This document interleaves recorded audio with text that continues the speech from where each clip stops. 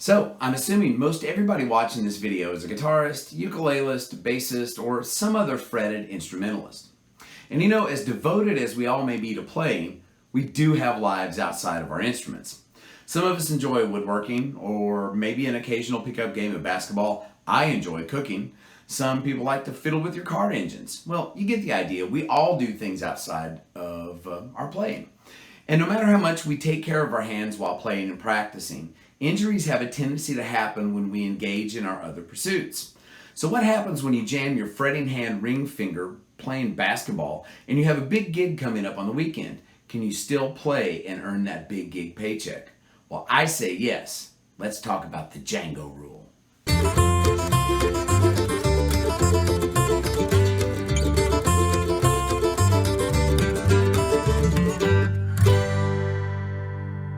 So, who is Django and why does he matter to our conversation?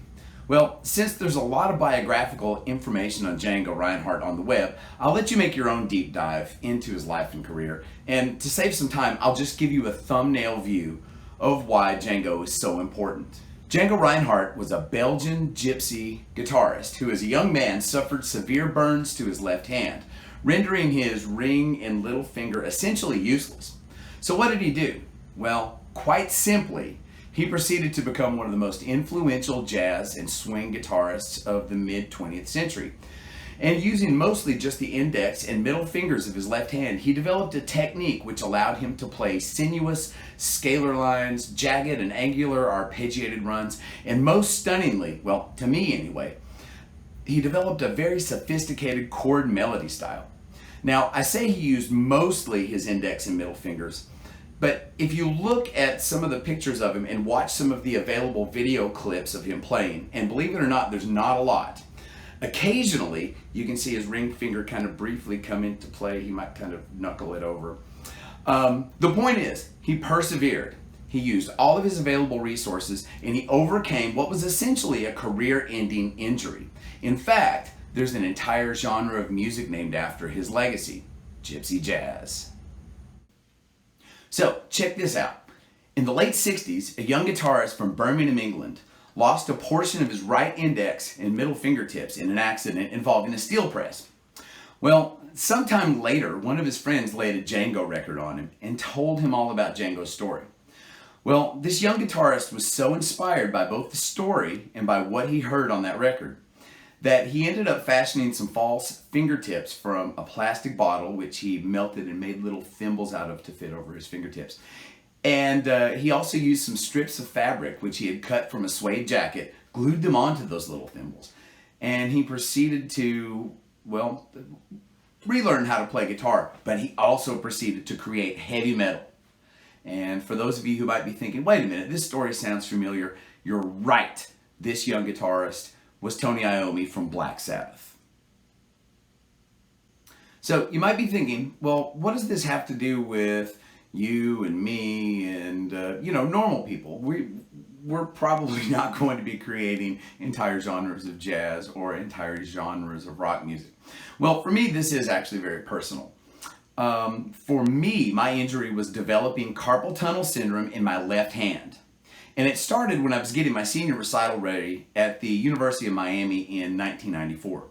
I was preparing the Moreno Toroba Sonatina in A, John Dwart's transcription of Bach's Cello Suite No. 1, Isaac Albéniz, his piece Granada, and lots of others. But quite simply, the closer I got to my recital, the more I entered panic mode.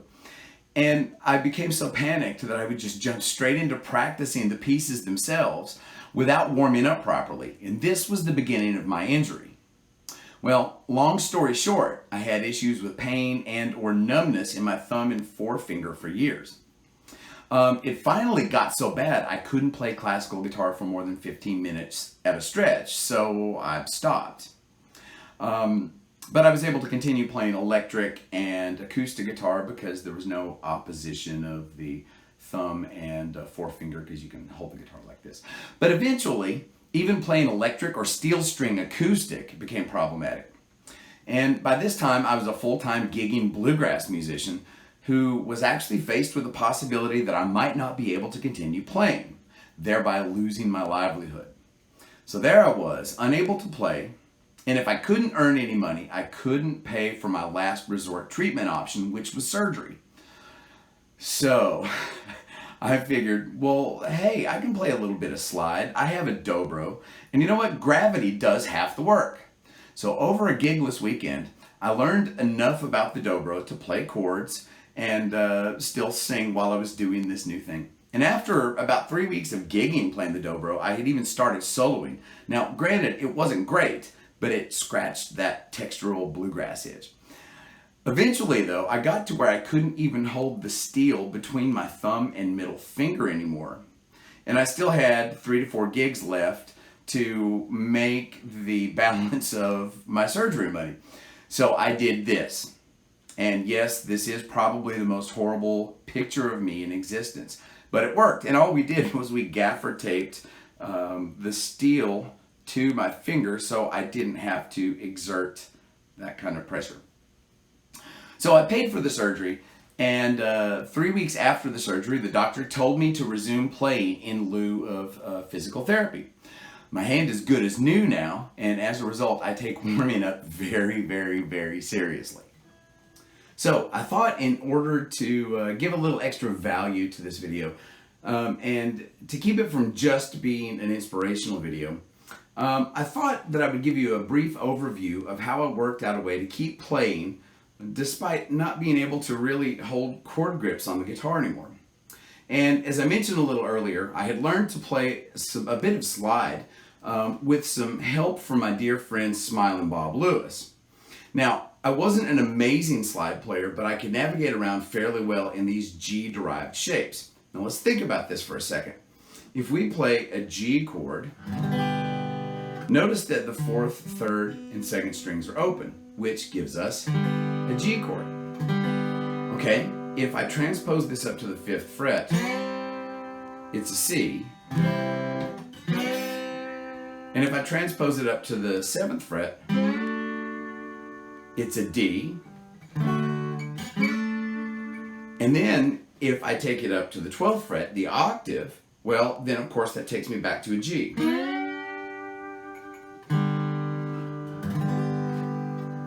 And so the things that I had worked out were lines that kind of were like this.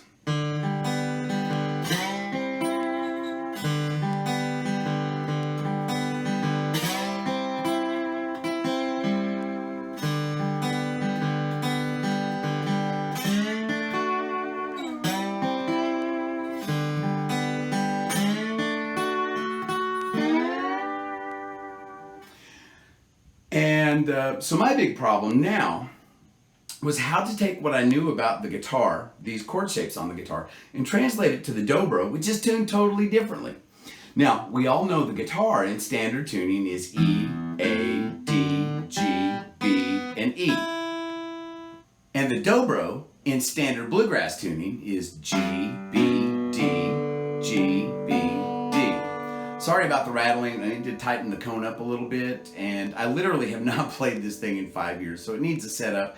Also, don't judge me on my playing ability either. So just how do we reconcile this tuning mess?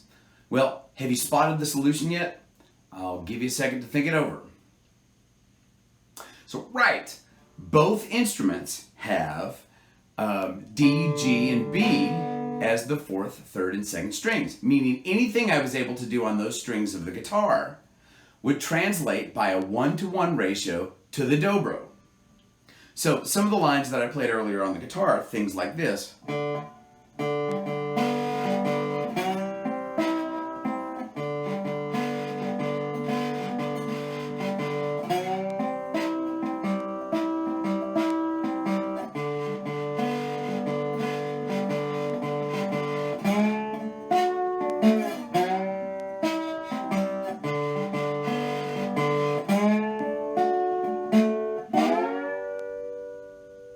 One of the things that I could do is I could translate some of the songs I knew into kind of a different picking style where I could go, Dooley was a good old man, lived below the mill. Dooley had 2 daughters and a 40-gallon still. So this was what was able to keep me playing and I could still play and sing at the same time, and not feel like I was useless up on the bandstand. Now, after I got used to this a little bit, I could start playing things like...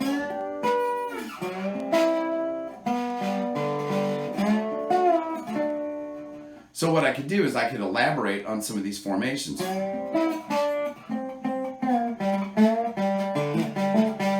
Again, don't judge me on my playing, it's pretty horrible. But we learned that there are these sequences of notes.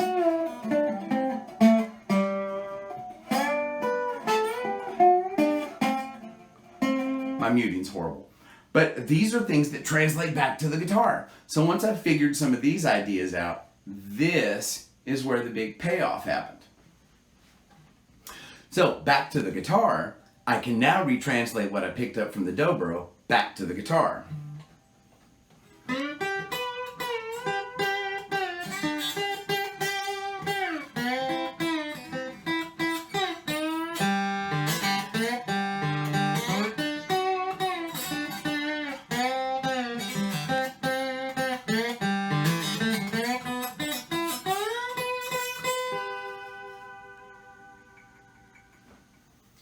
So remember, with some determination and out-of-the-box thinking, we can always find ways to continue playing, practicing, and even gigging despite injury in our hands. In fact, you may end up acquiring new skills you never even imagined. In a few weeks, I'll be posting a follow-up to this video, the Django Rule Part 2, where I'll go in depth with some strategies to keep you practicing and playing while recovering from an injury, and then taking those ideas and adapting them into your practice routine once your recovery is complete. So remember, like, share, and subscribe if you enjoy the channel's content. Comments and suggestions are always welcome. My name's Dave Holland, and thanks for watching String 'em Up. And everybody, be careful, stay safe, and read a good book every now and then, okay? See you next time. Bye.